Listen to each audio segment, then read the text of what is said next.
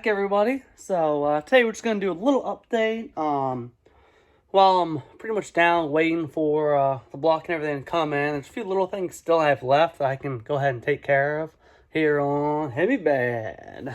So pretty much today's plan is I remember probably I guess we're getting close to 3 years now, honestly.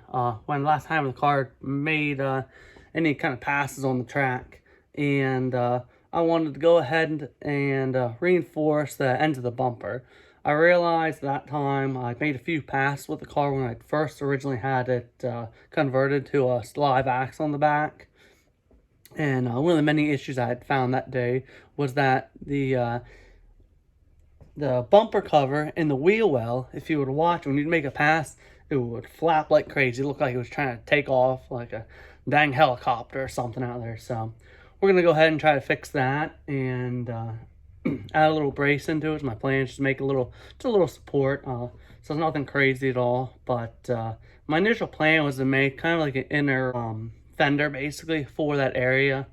But the more I'm thinking about it, decided just to going a little more simple route and just end up making a bar. So I'll go ahead and show you what I've planned. That thing was flapping, looked like it was a dang pelican trying to get away, you know.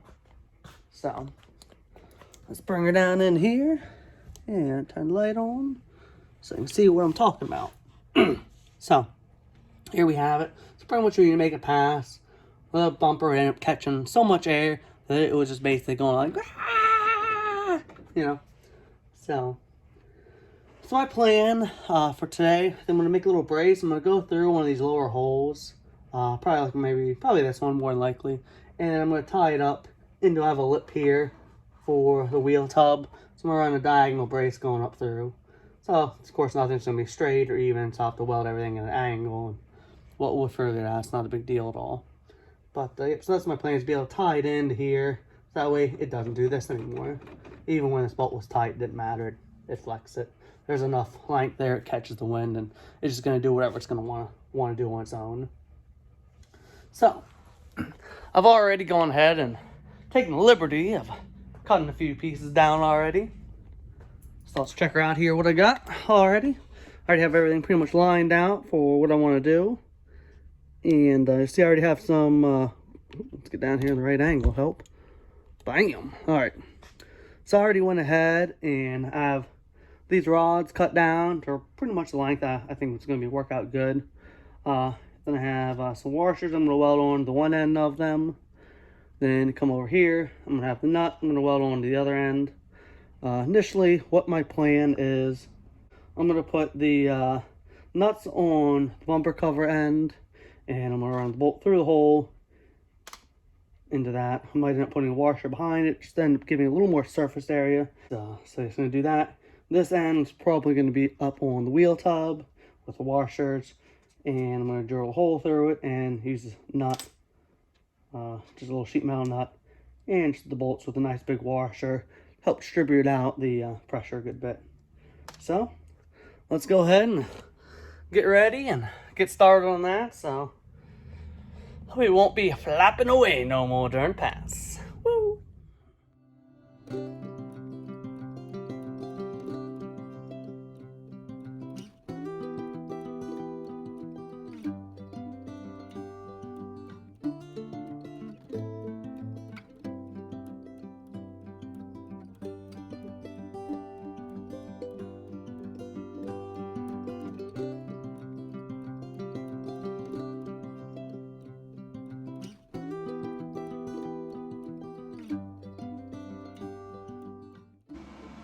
Feeling hot, hot, hot. So we got it welded up. Part one. Alright, so we got all these nuts welded onto the washers, good to go there. The next stage, I cheat a little bit. It's got like one of these little, I almost want to call it an angle finder. To be honest, I don't even know the name of it. Just something comes in really handy, picked up from Harbor Freight quite a while ago, but it comes out nice. If you want to try to find an angle and lock it down, you can. You can sit there in the corner and just tighten up the set screw and you're good to go. And you can then, if you need to go the exact angle, then you can go ahead and put your dial indicator on it. Not angle finder, I guess you should say. I guess I'm not sure, but yeah, you can put it on. You can measure the exact angle and what it is. We're not getting that crazy with this at all, but just went ahead and sat up there in the corner. Got a rough idea of the angle, so I'll go ahead and use this just to get it close. I'll go ahead and tack the rod on, and then we'll go ahead and test fit it, see it looks like it's close before I fully weld it. So let's go ahead and do that next.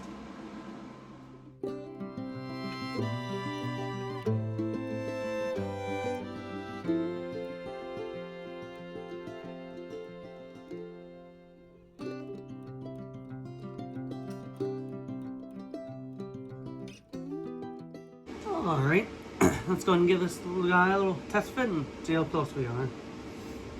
I just tacked it that way, like that. If I need to move a little bit, we can.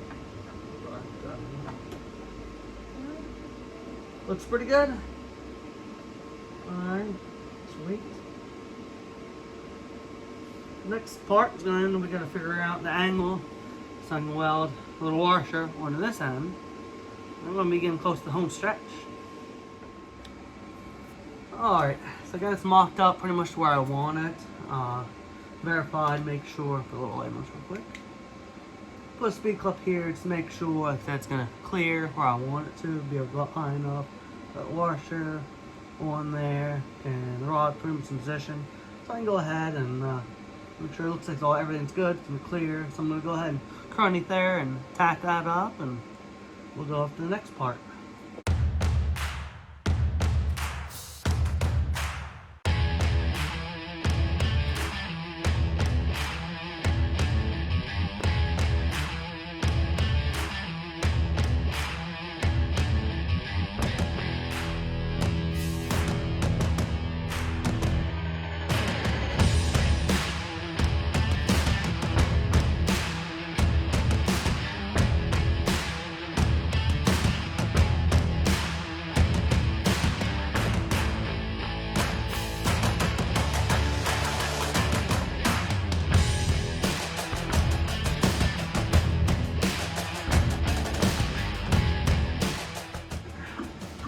Touch that up. Dang it. Alright. So here's essentially a little bracket here we got. Got the nut weld on the one end, and the washer on the other end. Gonna go through, clean it up, weld it up, and move on. Alright, so like I said, let's go ahead and finish welding these guys up. We do more or less tire trial fit when we're done with that.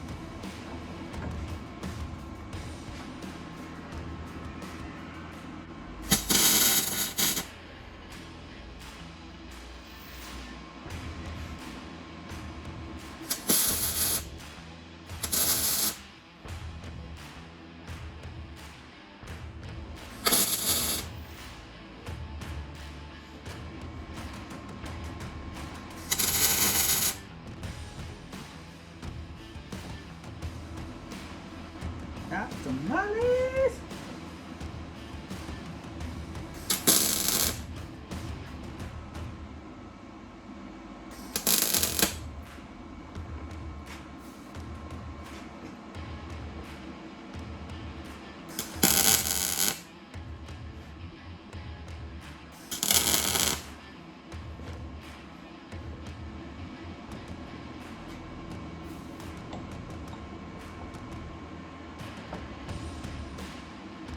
Alright.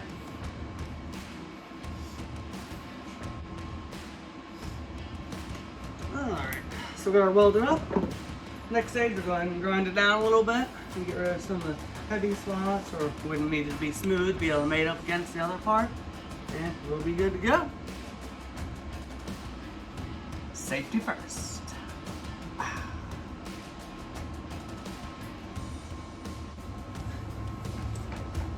Talk about safety first, and yet I just welding without any gloves or what's that helmet though? You know, so I wouldn't just close eyes and go. Kind of like twitching.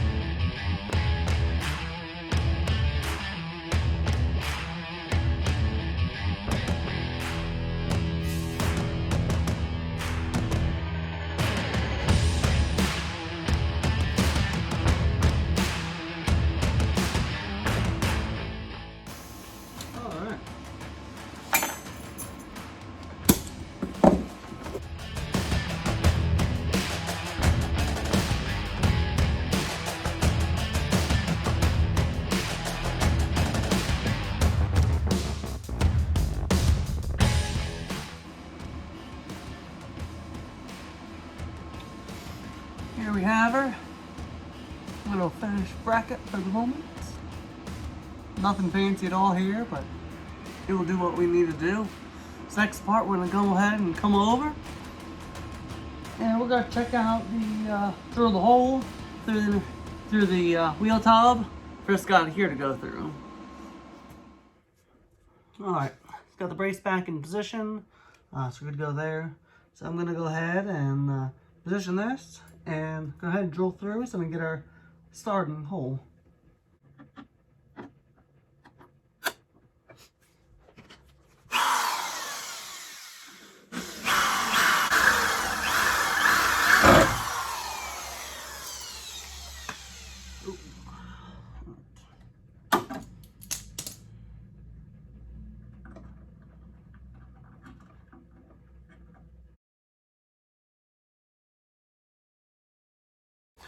This little lock here, you can kind of sort of see it, will be able to engage and it'll hold the speed clip in position.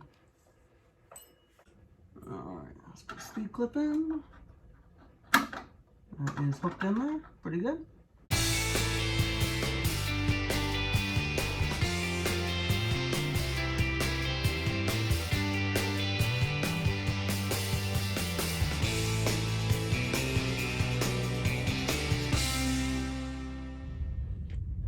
Go ahead and take a quick look real quick so I can see exactly what I did here. And you see, ran the bolt in with a nut welded onto it. Comes up, around, comes this one with a speed clip that goes to it. And we're good to go. Come up around. You can see there's a nut. And there's one with the wire clip, or the sheet metal nut. Good to go. Solved. I like it. And by the way, I figured in case of any of you guys are wondering what kind of welder it is that I am using for this, I am using the Lincoln Electric. It is the 210 MP. The reason why I went with this welder in particular is it is a multi-use machine, so you can TIG weld with it. No aluminum though, because of the polarity. I mean, I guess you kind of can if you have it extremely clean, but it's not ideal at all for aluminum. Steel and everything you're good to go for. You can arc weld with it, and of course you can MIG weld with it, and spool gun with it. So for aluminum, which I realized after playing around a little bit, you cannot spool gun thin aluminum. It definitely has to be something a little more thicker and structural, but nevertheless. But yes, that is the one that I ended up choosing years ago. I bought it. It's been a good machine. A little pricey, but not horrible. It has a digital display, and we'll go ahead and check it out here a little bit. You see some of the options you can go through right at home. For the different gas you have, you know, 25, 100, total manual mode, flux core, your spool gun for aluminum, your stick welding, your TIG welding. But so not a bad machine at all. Pretty much kind of makes it a little dummy proof. Gives you know, set up, you know, 75 argon, 25 CO. Your polarity already show up, and you pick your wire size and everything that you have on there as well, and then you can select your metal thickness. Really the only thing I would have a complaint as for this part here would be that this little diagram here, you know, if you were to look at it between the lines, it's not accurate at all. You really do need to either know what the gauge that says equates to, or you have to look on the inside at the chart to really see, you know, what thickness those metals are.